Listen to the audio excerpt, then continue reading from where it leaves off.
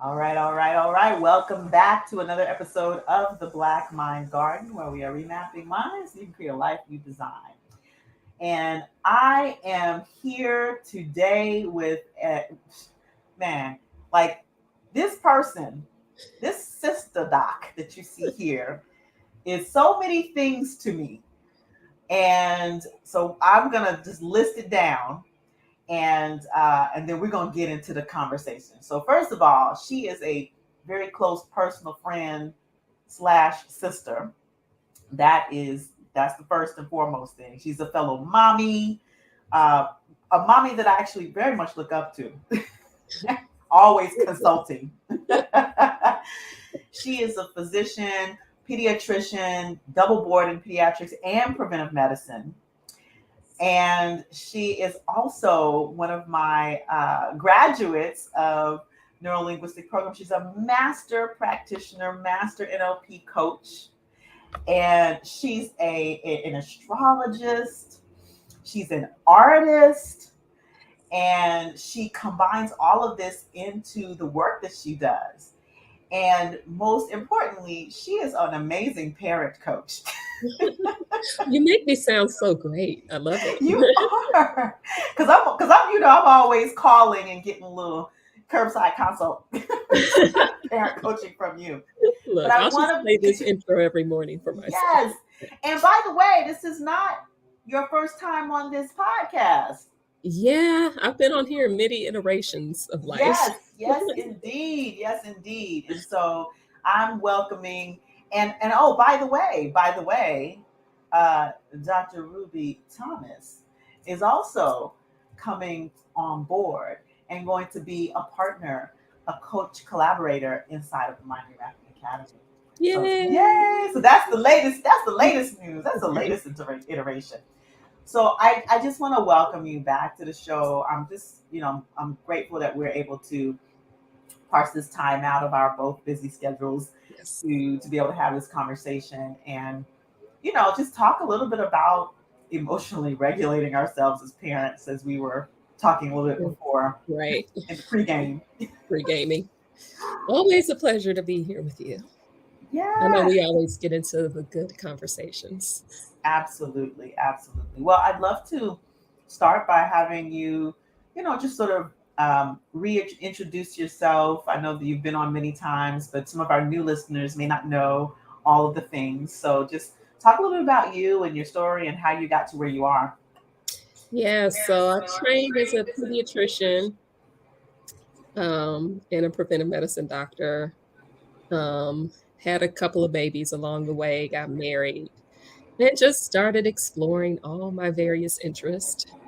I'm a Gemini, so I love to learn and I love to learn about many different things. So I've been doing art forever.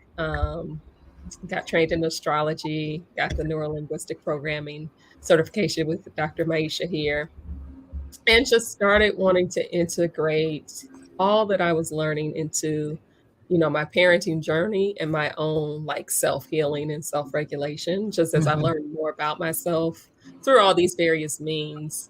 um, I started trying to put into practice all I know to help me communicate better with my family, feel more present and peaceful as a parent and as a partner, and just sort of integrated all of that into what I do now. So I am most of all a work in progress.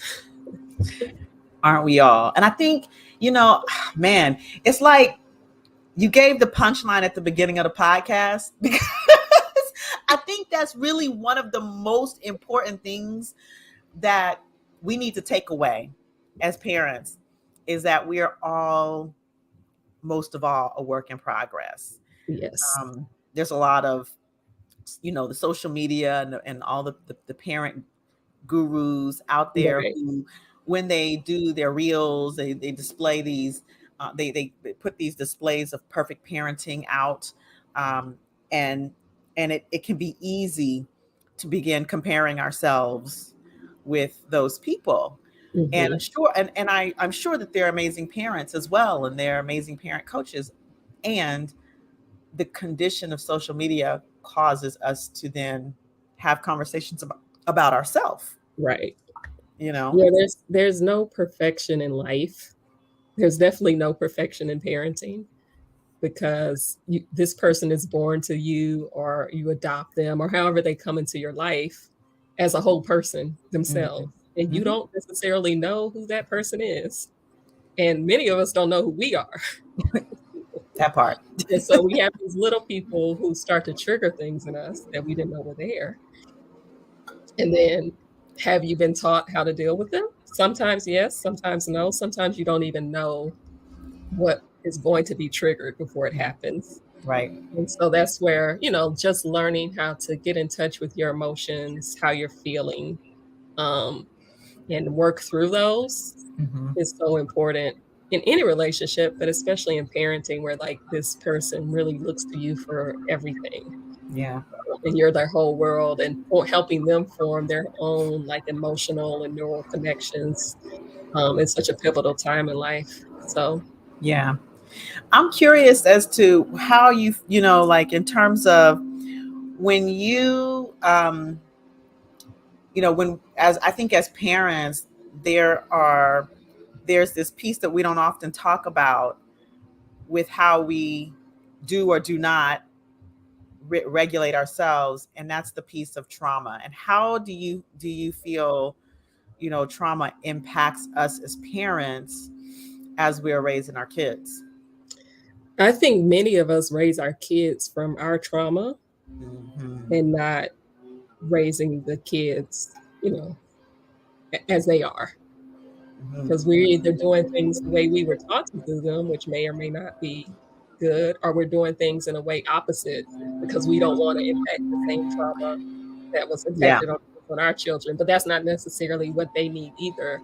Right. Um, so I think it's a matter of identifying your trauma, and that could be big trauma.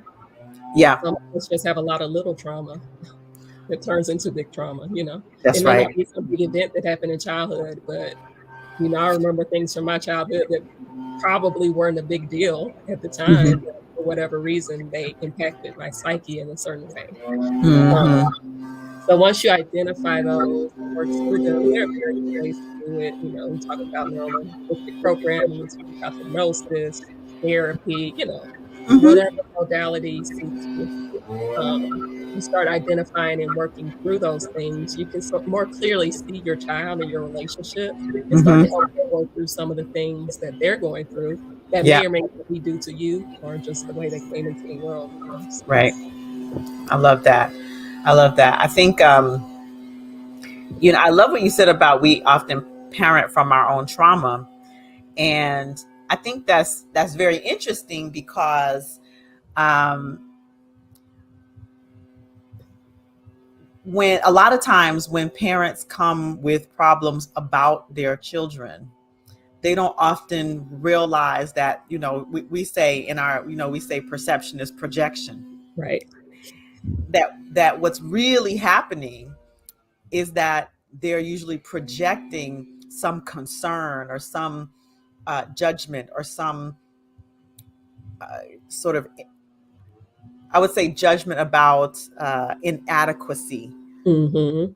onto their child.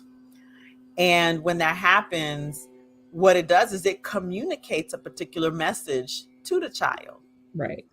And so, when we think about how, like you said, sometimes what we experience in childhood we may not experience as traumatic, but it does create conversations about ourselves in our head. Right. And then we take those conversations and then we project them all over our own children. Mhm. And so it's just interesting when you said we parent from our trauma. You know, we really do. And Right.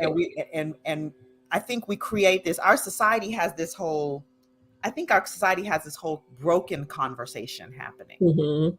You know, we identify ourselves as broken. We identify each other as broken. You see these memes about, oh, put the pieces back together, and I'm like, no, but we're not broken. Right. That's why I like the term like emotional regulation. Uh huh. Because it doesn't say that, "Oh, you're not supposed to feel this way. You're not supposed to feel sad, or you're Hmm. not supposed to feel scared." Right. You're feeling whatever you're feeling for whatever feeling reason you're feeling it, right? It's a Mm-hmm. matter of not necessarily reacting to that emotion in the moment, Yep. but working through it. Like if you're scared, and a lot of time I think, of course, as parents, we have fears for our children based Mm-hmm. on whatever the environment, our childhood, what's on the news, etc. And we're Mm-hmm. parenting from these fears, right, that we have, Right. instead of seeking the reassurance and support we need to address those fears. Yeah. And then we're giving those fears to our kids Right. when they may not even exist in their brain. They're like, yeah, mom, I'm just going to ride my bike. Like, Mm-hmm. you're yelling at me because I didn't put my helmet on. What are you talking? Like, what's wrong with you?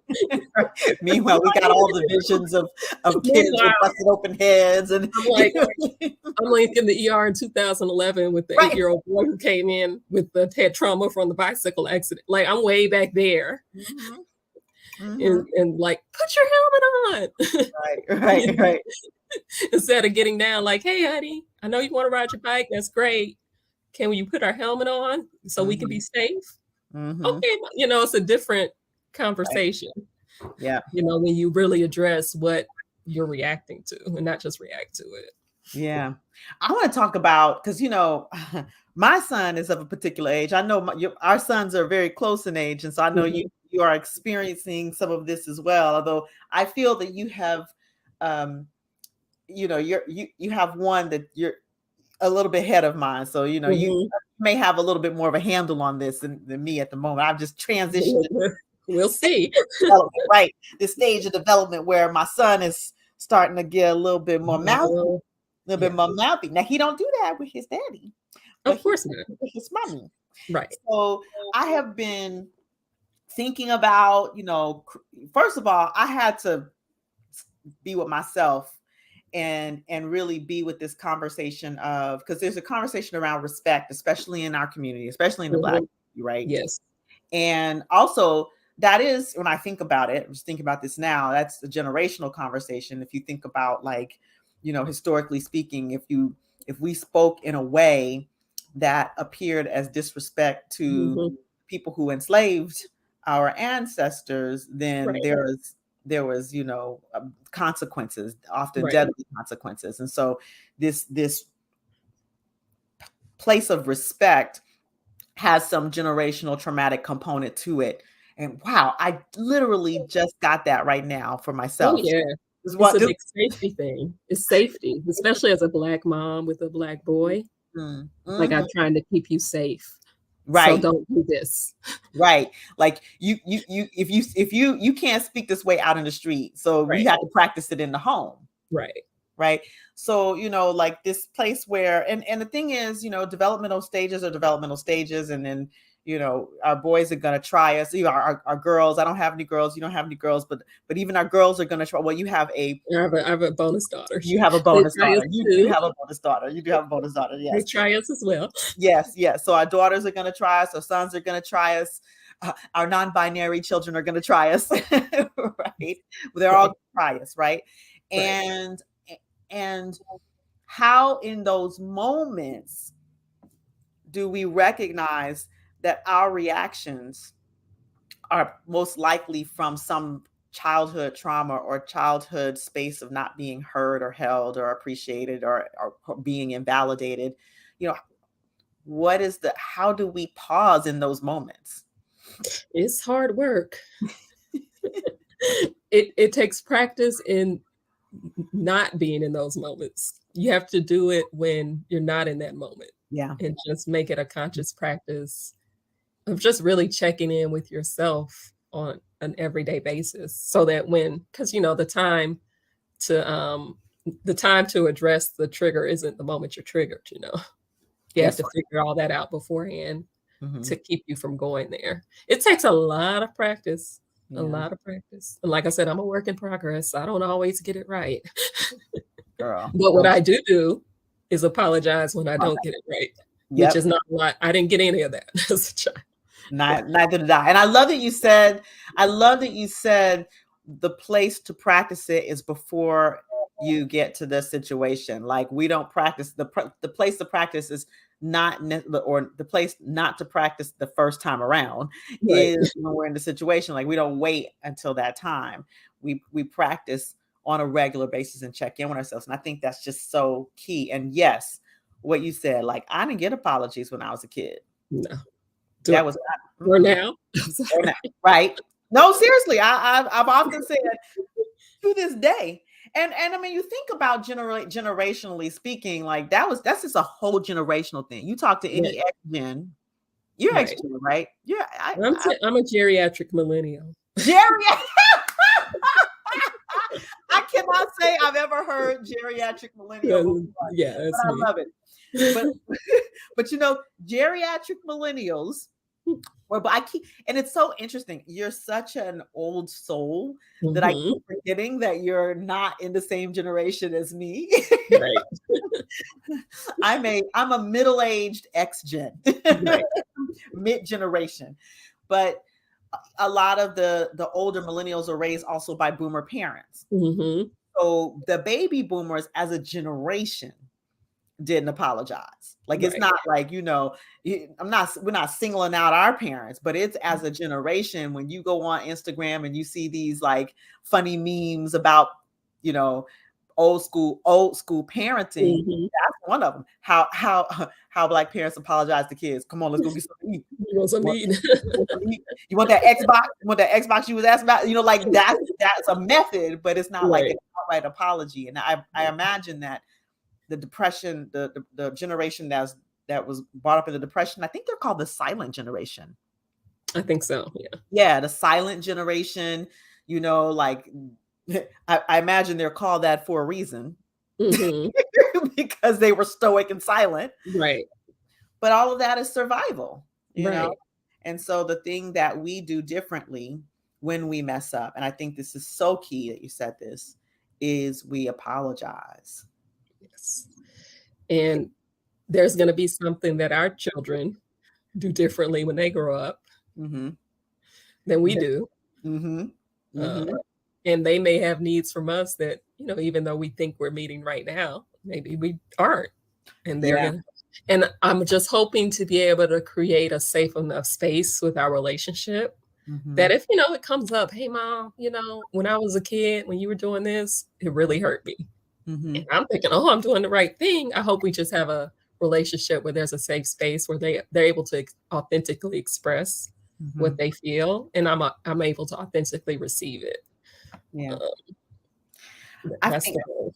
Yeah. I was just doing a segment on psychological emotional safety and how the way we listen can create or destroy psychological and emotional safety. And I think that, you know, in the way we communicate with our kids, with the intention, I think the mere intention of creating that safety or creating that open space and cultivating those conversations, what makes it more likely that in the future that our kids will be able to come and talk to us. I think that's doing that now. Like I think that the kids of this our kids generation are so much more expressive, i.e. the they say things I never would have thought of saying out loud. Oh my God. In the same room as my parent. Yeah. They have responses and reactions. And I'm like, what?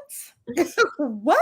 What house are you living in? Right. But then, you know, it's just like and so that brings me to this emotional regulation part, which is, you know, I'm curious to know in the moments what you do. I can share what I do, but I'd be curious to know in the moment where your sons, one or the other, or your daughter says something to you that's like your instinct is to be like, what is it that you do to be able to take yourself out of that circumstance or to be able to respond in a way that is not as harmful when you're able to do so? Yeah, it's literally a breath. I have to breathe before I respond. That may come from my yoga background, you know, meditation. Yeah. But it's literally just a breath where, you know, how you can feel yourself getting activated. Whatever it is for you. For me, it's like the heart rate and the tension comes. So I have to expel it, and Yeah. then respond. And then respond with curiosity. Mm-hmm. Mm-hmm. Why do you say that? What makes you think that? Yeah.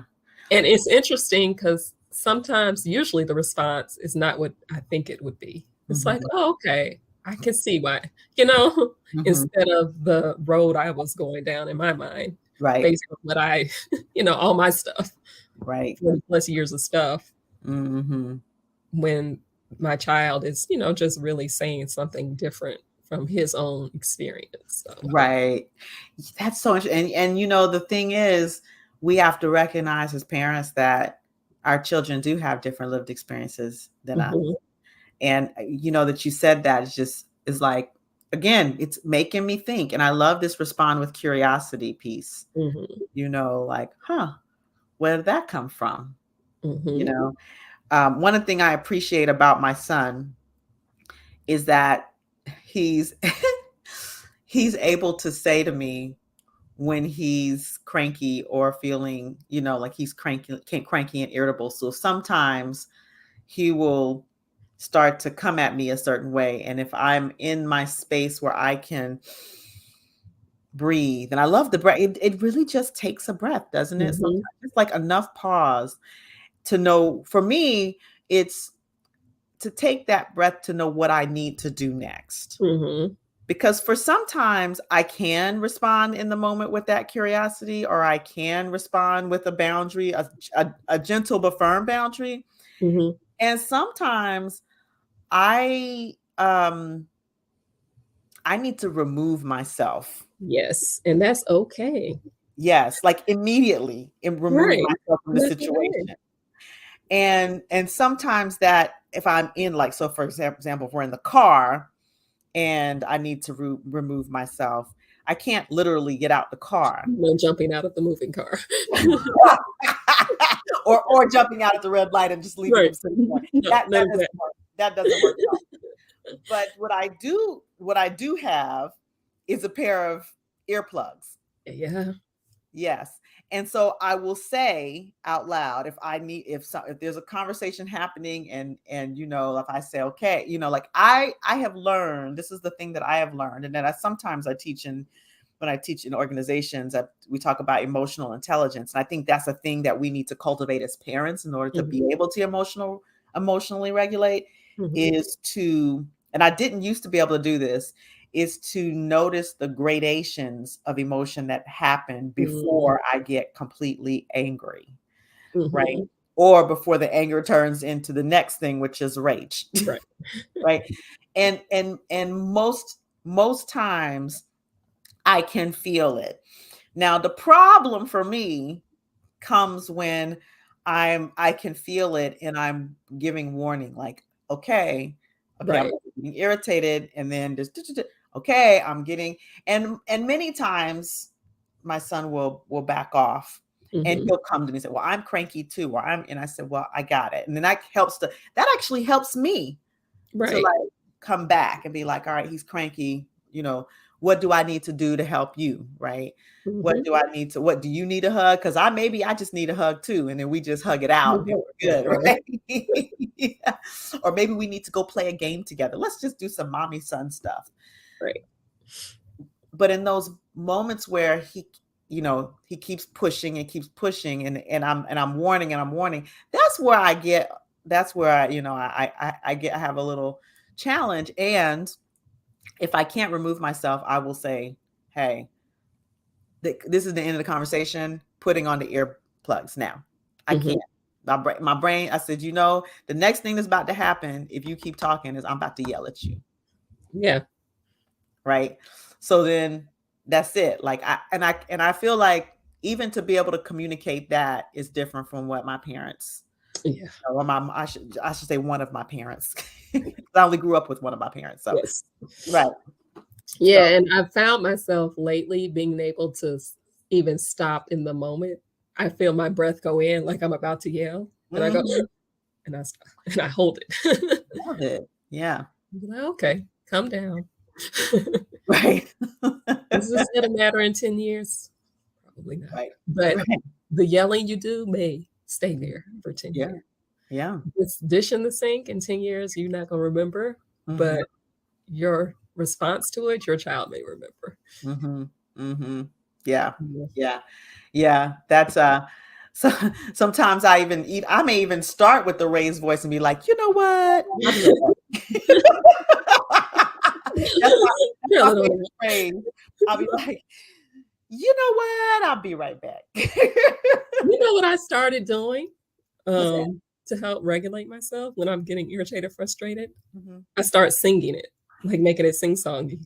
Oh, Like, I remember something a few mornings ago was we were trying to get out the door to school. My son had left something. I don't even remember what it was, but I ran up the stairs like, "I'm all right, I'm okay, I'm all right, I'm okay, I'm all right, I'm okay, I'm all right, I'm okay, I'm all right, I'm okay." I was literally chanting that to myself, and it literally brought my energy up a level from the yeah, yeah. and I Oh, start singing stuff to them like, "Please wash your dishes." And they laugh, and but they can tell that's me, like, this trying is to, getting there. Like, "Come yeah, on, guys, let's get it together." But yeah. they respond to it a little differently. It's interesting. Wow, that's actually I really love that. I'm gonna have to try that because you know how I love to break into song randomly. Yeah. Yeah. The problem is Delson will, my son will, he will he'll join me and then be even more distracted. But you know what it is, now that I'm thinking through my NLP lens? I Uh-huh. think it's a break state. It is a break state Yeah, for us. for us. And potentially for them. The thing that I tend to do is, when I like I need to let go of the outcome. Mhm, exactly. That's a big So thing. yes. So, sometimes it'll be like, you know what? Like this is again, I think on the way to school, that's a universal for moms and Right. parents getting Get out it the out house, the door. getting out the door. So I will say, you know what? You're the one that's gonna be late, not me. Well, and this is real life because they have to learn consequences, and we can't Right. control everything. So at Right. some point, I'm not gonna be standing over a 25-year-old man making sure he gets to class on time, right? Like, Right. so what can we do now to give him the tools? Yeah. "Hey, these are the boundaries. This is what needs to happen. We gotta leave at 7:30. Right. Now, if you don't have your homework, what I don't Right. know what to tell you." Right. Remind him of, like I remind and one of the things I remind, he sets his we don't set goals for his grades because that's not my grades, but I ask him, what do you want to do? What grades do you want to make? Right. So if he fails to do his homework, I say, well, or turn in. Also, he'll do his homework. But Mhm. sometimes he forgets he has once, I should say that. Forgot to turn it in. I said, listen, you know, you are the one that said that you wanted to make these grades. Turning in the homework will prevent that. So what are you going to do to remember? And then, I secretly will text the teacher and be like, he did his homework. Did you ask Yeah. for it? Because, the kids at that age and their memories, right? But Yeah. still, like I have that conversation with him. Um, and getting out the door, or like with kung fu, like, listen, you want to be late to class, he loves kung fu, you want to be late to class, well, we can't leave until you do this. Yeah. One thing I'm learning to be okay with as a mother, Hmm. it's really hard, is realizing that some lessons, they're just gonna have to learn the hard way. That's No true. matter how much I want to protect them, I'll give them all the information, like, "If you wanna avoid this consequence, XYZ," Hmm. they may still decide at some point in life, Hmm. go A, B, C, D, E, F, G. Right. What I told you, Hmm. XYZ will get you here. Right. And I think a lot of our frustration as parents comes from that, natural Yeah. concern and care. Like, I wanna keep you from going through the same thing I went through. Hmm. But for some things, on some levels, they may just have to go through it. And I think that, it's such an interesting thing that you bring, the point that you bring, because I think that sometimes this space of, I think to an extent, giving them our lived experience as showing them the consequence is valuable, Mhm, and maybe trying to prevent them from going through what we went through is crippling them in a way. mhm. Like, is I was thinking about this whole piece of our parents want a better life for us than we had, and we want them to have a better life than we had. And could that actually be taking away resilience Mm-hmm. in our children? Yes. You know, could that actually be, crippling them in some way, taking away the struggle, some of the struggle, taking away Mm-hmm. some of the challenge? And so you're absolutely right. Like, if we take away the consequences, then they, number one, won't experience them and will just keep doing whatever. Right. And number two, they won't learn how to clean it up when Right. they do experience the consequence, how to navigate that, Yeah. Finding that exact right amount of stress Mhm. to cause a Wow. changed behavior. Mhm. Not too much to cause trauma, not too little to cause, Right. but what's that right amount of stress? But, life will life. So, Ah, yes. So we but if can. I think if we as parents try to model, like, emotionally regulating, Mhm. communicating, Mhm. apologizing, Mhm. how they say it's not what you say, it's what you do. Yeah. That your kids start to do, which I see. I'm like, "Oh my gosh, Mhm. this is me." I just in Mhm. some good ways and in some ways where I'm like, "Oh gosh, I wish you weren't just like me right now." Right. So, trying to model ways that they can pick up on unconsciously that they'll take into adulthood, Mhm. is important too. So we're Absolutely. not just doing the work for us, we're doing it for them too as we work on us. Yeah. And I think that brings us to, sort of back around, which is like we have to do the work in order to model it for our kids. Mhm, And I think that's where your work comes in with parents, is as that the work that we do to heal ourselves, our what is this there's a term, reparenting, right? mhm, And healing our inner child, and releasing those old wounds, like allowing those old wounds to heal. I think doing that work as parents allows us to have a little bit more bandwidth, to be able to make that pause, take those pauses, and emotionally regulate ourselves. for sure. And it is a eternal work in progress. Mhm, mhm.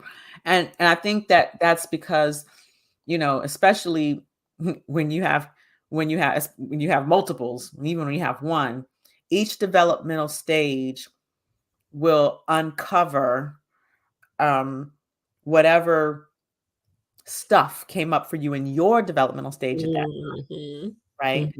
mhm, Especially if they really are more expressive, and you're modeling something new, so they're able to be more expressive, they're able to, these things will uncover new things that you've never experienced before. And so then you have to, yeah, we, as much as we approach our kids with curiosity, I think we must approach our own behavior and our own mhm. wounds with curiosity, rather than rather than Yeah, beat ourselves up about it. yeah, I love that. That's something I'm definitely still working on. I think that's, one of those inherent things as parents. If we don't have a little bit of just a tiny bit of guilt, then Yeah, I mean, and I think that's how we always worry if we're doing a good job, but if you're worried about doing a good job, you're probably doing a good job. Mhm, mhm. Absolutely. Absolutely. Well, I mean, we could go on. I mean, there's so many things that we could talk about. I do want to ask just one more question because I'm curious, and I know that we've had this conversation offline. You do a lot of astrology, I do. and I'm curious as to how does the astrology component factor into all of this in terms of our ability to regulate ourselves, our interactions with our kids. Like, how does that factor into all of this? Yeah, I love that question. So, in astrology, there's a particular planet that rules our emotions, Mhm, and there's another one that rules our communication. mhm, So, I start by looking at those. So, the emotional ruling planet is the moon. So, everybody has a moon sign, like where the moon was in the sky the day you were born. mhm, Um, and that really tells you a lot about how you express your emotions and how you experience. So I'm a Cancer moon, Mm-hmm. and that makes me very moody. I can be very up and down, but I'm also very nurturing. I like to be cozy. I like to be comfortable. I like Mm-hmm. to mother and things like that. Mm-hmm. Um, one of my sons is a Capricorn moon. So he needs a lot of structure. He's very achievement focused. So if you want him to do something, give him a prize and he'll be like, okay, when I finish my homework, I have a fruit snack, bet is done. Like, give me my money. Like he's and my other son's like a Libra son. So it's all about balance and he wants to be treated fairly. Mm-hmm. So he doesn't like it when, something is perceived as being unfair to him. Mm-hmm. So knowing those things are very interesting.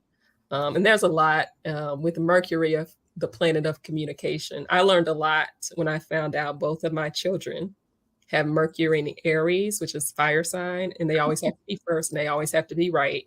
So they're always doing this. And I'm like, stop arguing. They're like, Mom, we're just discussing. And I'm like, oh, they're like, we're not arguing. So I've had to learn to just remove myself from that interaction.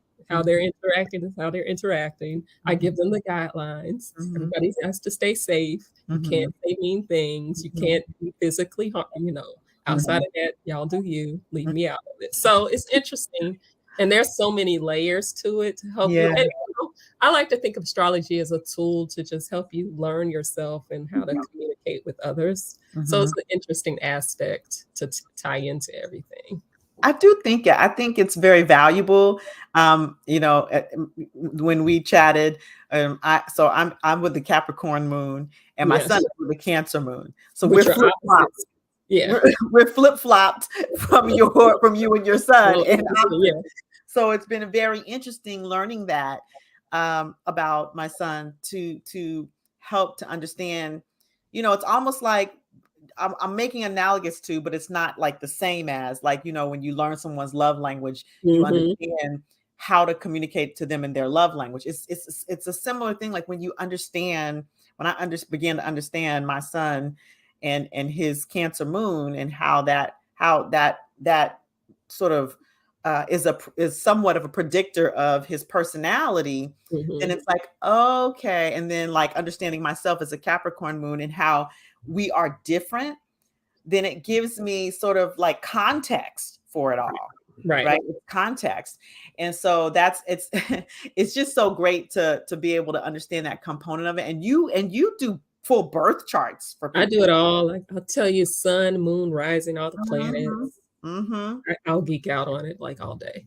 Like I'll talk to people and be like, you know what time you were born in? And pull up the chart. Like, oh, okay. I see you. now you're making me want to go. What's my Mercury in, and what's Delta's Mercury in? So I can try to understand.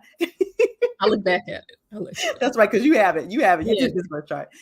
So yeah, I think it's just really great. And I think to come back around to emotional regulation, having that context of where the planets were when you were born, and so like what are the tendencies that you kind of have as a personality, as a whole person. I think it's also helpful because I think for some people maybe that emotional regulation is easier, and for some maybe it's a little bit more challenging. Like as a double fire sign with a Capricorn moon, with the Earth moon, there's quite a bit of fire and earth. So it could be scorched, right. And then it's interesting. My husband's a Taurus moon, so he's very grounded and steady and stable. And me, every 2 or 3 days, I'm like, I'm happy, I'm sad. It's a whole thing. So it's interesting to know. Yeah, it allows us, and I think it does allow ourselves to give ourselves grace as well, right? Yeah. Not as an excuse, but as like a place of self-forgiveness. Like, okay, this is part of my personality. Okay, these are the structures that I need to put in place that might help my personality the most. Exactly. Very cool. I love it. I'm very into astrology. I'm not as versed as you, but I always love talking about it because I feel like that, and I'm also into the Myers-Briggs, the personality Mhm. I inventory. love Like, all that stuff. I'm a psychology undergraduate major, so I love all that's that. what it is. So, well, cool. Well, I want to just we're getting close to time, and just kind of have you share a little bit about what the coaching that you do, and then how we get in touch with you, how we follow you, get in touch with you, all the things. So at the base of what I do is really helping parents get in touch with those hidden emotions and Mhm, those unconscious stories that mhm, we have, mhm. um, and then rewriting those stories and getting rid of the, unneeded, unwanted, negative emotions attached to them. And what it does is it just creates that space between your thoughts, your emotion, and your action. So Mhm. you're able to take that breath and respond differently if necessary. Yeah. And then through that, we can integrate astrology and, see innately what your tendencies are and how to work with them. Cool. Very, very, very cool. All right. Well, I want to give the listeners a direct line to you. So how they follow you, how they reach out to you. Yeah, the best place to find me is Instagram. Mhm, I'm at Your Astrology RX, all one word. mhm. So follow me, send me a direct message, and we can connect. Yes, yes, yes, yes, yes, yes. All right. Well, I so appreciate you. This is the first of many, or well, the second or the third or the fourth of many. Look, who knows? Like I'm like, the first. Changes every 3 years. Who Right, knows? right, right. So we'll be talking again in the next few weeks. Right. But thank you again for like coming on, for being here. You know I love you. You my sister, Yes. and you're doing good work. You're doing amazing work, and I appreciate you on so many levels. Thank you, So, sis. yeah. Appreciate you. Yes. Well, so y'all listening out there, go and share this episode, because I know there's a bunch of parents out there who need this, who Yes. want it. And y'all reach out to Dr. Ruby. We will have all of her information in the show notes. And if when we stream this on YouTube, which we will, then we'll also put it in the description. So until next time, y'all stay empowered. Bye. Bye.